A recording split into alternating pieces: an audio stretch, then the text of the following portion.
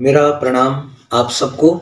आज शुभकामनाएं उन सब लोगों के लिए जो विवाहित होने वाले हैं या जिनका विवाह हो चुका है। तो मुझे तो ऐसा लगता है कि सारी सृष्टि में कोई भी ऐसा प्राणी नहीं होगा जो इन दो कैटेगरीज में किसी एक में ना हो, या तो विवाह हो चुका या होने वाला है।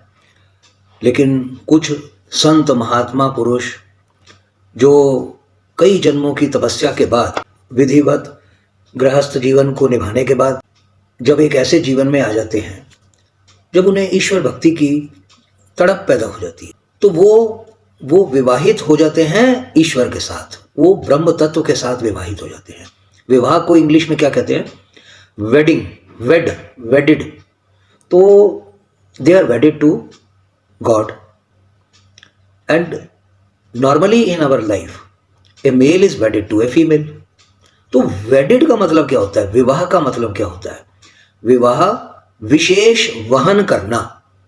वेडिड मीन्स एक बंधन में बंध के अपनी ड्यूटीज का पालन करना।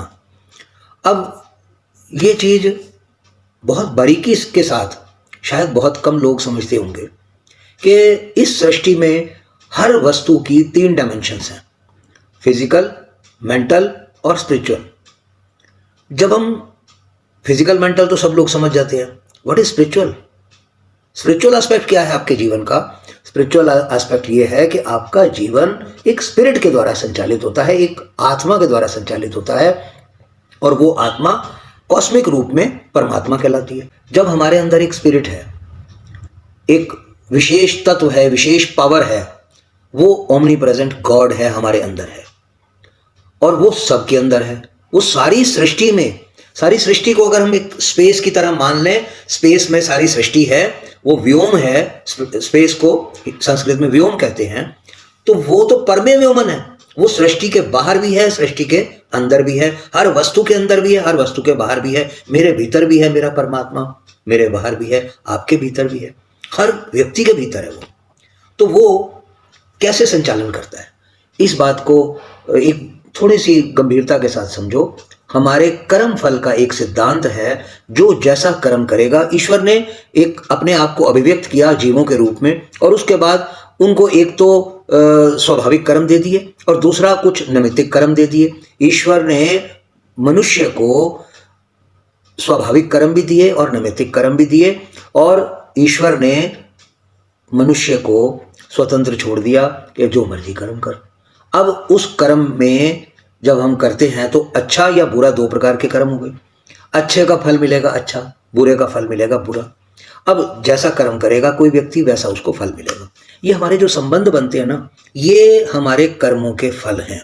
आपने अक्सर देखा होगा, जब पति पत्नी में विवाद लंबे चलते हैं तो दुखी होके वो एक पति बोलता है, पता नहीं क्या दुर्भाग्य मेरा, तेरे जैसी औरत से शादी होगी, कैसे मेरे फूटे कर्म जो तेरे जैसी औरत मेरे पल्ले पड़ गई।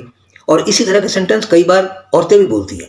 तो एक चीज पक्की वो रियलाइज कर रहे हैं, मुंह से बोल रहे हैं, लेकिन अंदर तक गहरी भावना में उसको समझ नहीं पा रहे, मेरे कैसे फूटे कर्म। यानी कर्म तो आपका ही है ना, आपके पुराने कर्म होंगे कोई ऐसे बुरे जिसके कारण आपको ये बुरी संगति मिल गई। तो अब क्या करना है? अब वर्तमान की बात करनी है। तो वर्तमान में आपको एक ही काम करना है। आप ये समझ लो कि मेरे कर्म ऐसे हैं कि ये नॉन कोऑपरेटिव मुझे एक प्राणी मिल गया है, चाहे वो बिजनेस में है, चाहे वो सड़क चलते हैं, या घर में है, या पत्नी के रूप में है, या बच्चों के रूप में है, कोई संबंध सारे ये वेडिंग की तरह ही है। विशेष वहन करना है आपको, विशेष ड्यूटीज का पालन करना है। ये विवाह की तरह ही है सारे संबंधी। आप विवाह का मतलब खाली अब इस बात को भूल जाओ कि एक मैरिज हॉल बुक करा दिया और वहां फेरे हो गए और लड़के लड़की का विवाह हो गया। Every relation is specially made for you to bear your duties. अब इस विवाह के बाद हर एक रिलेशन में जब आप विशेष वाहन का एक विचार अपने मन में बिठा लेते हो, तो मेरे सामने एक पियन आता है, तो मुझे फील होता है कि ये भी परमात्मा का रूप है, परमात्मा इसके अंदर भी विराजमान है, मुझे विशेष ड्यूटीज का वहन करना है इसके प्रति। तो मैं उसको प्रेम करने लगता हूँ। जब मैं प्रेम करने लगता हूँ तो वो भी एक रेसिप्रोकेट करता है मुझे। इसी तरह कोई भी रिलेशन ले लो, अब now don't name it particularly husband and wife और एनीथिंग, किसी भी रिलेशन में जब आप अपनी ड्यूटीज को फील करना शुरू कर दोगे, ज्यादा से ज्यादा उनको उजागर करोगे अपने जीवन में, तो आप उन ड्यूटीज को पूरा करते करते एक प्यार पैदा कर लोगे दूसरे के मन में। तो इस तरह का रिलेशन। अब विवाह में जो स्पिरिचुअल एस्पेक्ट है केवल यही है कि आपके अपने कर्मों के अनुरूप ही आपको साथी मिलते हैं, और कुछ साथी आपके ऊपर कृपा करने के लिए आते हैं, अपने कर्ज चुकाने के लिए आते हैं, और कुछ साथी अपना कर्ज वसूल करने के लिए आते हैं। तो अब सिंपली इस रिलेशन को निभाओ। जो लोग आपकी सेवा में हैं, आपसे प्रेम करते हैं, उनके प्रेम को स्वीकार करो और उनको डबल प्रेम देने की कोशिश करो। जो लोग आपको प्रेम नहीं देते, उनको आप प्रेम दो, तो अपने आप उनका प्रेम आपके प्रति स्वाभाविक रूप से सुनिश्चित हो जाएगा। आज नहीं तो कल, कल नहीं तो परसों। धैर्य खोना नहीं, क्योंकि हमारे ही कर्म हर वातावरण के रूप में हमारे सामने आते हैं। हमें चलते हुए कोई चोट भी लगती है ना, तो मेरे कर्मों का फल है, मुझे वो चोट लगी। अब मैं किसको दोष दूं? खड्डे में पैर आ गया तो खड्डे को दोष दूं, किसी आदमी ने गलती से स्कूटर मार दिया तो उस स्कूटर वाले को या कार वाले को दोष दूं, कोई और सिचुएशन बन गई। Situations can be in any form, लेकिन वो मुझे चोट लगनी है, वो मेरा कर्म का मुझे फल मिला है। बस इस चीज को रियलाइज कर लो, कोई मेरे साथ क्या व्यवहार कर रहा है वो मेरे कर्म का फल है। तो ये जो हैप्पी मोमेंट्स है ना शादी के, अब आ जाओ फिर फिजिकल प्लेन पर कि शादी हो रही है एक लड़के और लड़की की। तो मेरे प्यारे बच्चों, मेरे प्यारे सज्जनों, आपकी शादी हो रही है या हो चुकी है, आप ये रियलाइज कर लो कि ये मेरे कर्मों का फल है, मुझे विशेष रूप से इसको स्पेशली बियर करना है, स्पेशली वहन करना है। ये विवाह है, बच्चों के प्रति भी, पड़ोसियों के प्रति भी मुझे विशेष। क्यों? आप सारी दुनिया में से कोई एक पर्टिकुलर आदमी आपका पड़ोसी क्यों बना?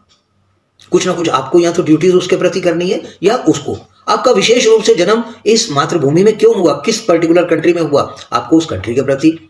आप सारी सृष्टि में हो, मानवता में हो, आपको मानवता के प्रति विशेष वहन करना है। You are wedded to God also, आपको परमात्मा के प्रति भी अपना प्रेम व्यक्त करना है। तो स्पिरिचुअल एंगल हर रिलेशन के पीछे एक मुख्य आधार होना चाहिए। ये मेरा विनम्र निवेदन, और आप सबको हार्दिक शुभकामनाएं कि wherever you are related to other beings, other human beings, males और females and other animals even, जहां भी आपको अपने अंदर से एक विशेष वहन करने की भावनाएं उत्पन्न करो, you will be wedded to the whole creation, you will be wedded to the God. Om.